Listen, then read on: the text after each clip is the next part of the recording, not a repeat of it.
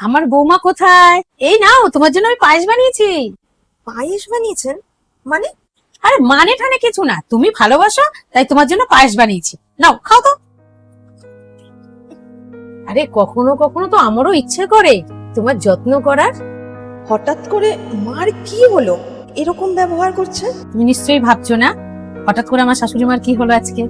সবসময় তুমি আমাদের কত খেয়াল রাখো, তো আমাদেরও তো উচিত তোমার খেয়াল রাখা। চলো আজকে আমরা দুজনে একসাথে বসে চা খাবো। আচ্ছা ঠিক আছে, আপনি বসুন, আমি চা বানিয়ে নিয়ে আসছি। না না, তুমি কেন বানাবে? তুমি বরং পায়েসটা খাও, আমি বানিয়ে নিয়ে আসছি।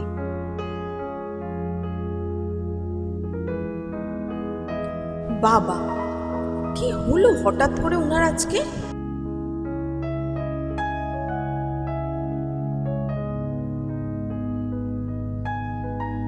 আচ্ছা ঠিক আছে, তুই চিন্তা করিস না, আমার বৌমা তোর বাড়িতে গিয়ে ঠিক দিয়ে আসবে। আরে হ্যাঁ হ্যাঁ, সন্ধ্যার মধ্যে গিয়ে দিয়ে আসবে।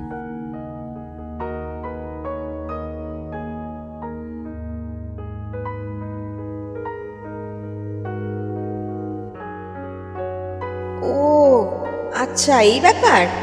এই জন্যই আমাকে এতক্ষণ ধরে অয়েলিং করছিল। নিশ্চয়ই মেয়ের বাড়িতে আমাকে দিয়ে কিছু পাঠাবে। বৌমা, বলছি কি, তুমি তো জানো আমার মেয়ে জামাই পায়েস খেতে কত ভালোবাসে। তুমি একটু ওদের পায়েস দিয়ে আসবে। পায়েসটা প্যাকিং করে দিচ্ছি, তুমি গিয়ে একটু দিয়ে আসো। আর বোঝোই তো বাবুর অনেক রাত হয়, তাই তোমাকে বলছি। ঠিক আছে তুমি বসো, আমি প্যাক করে দিচ্ছি।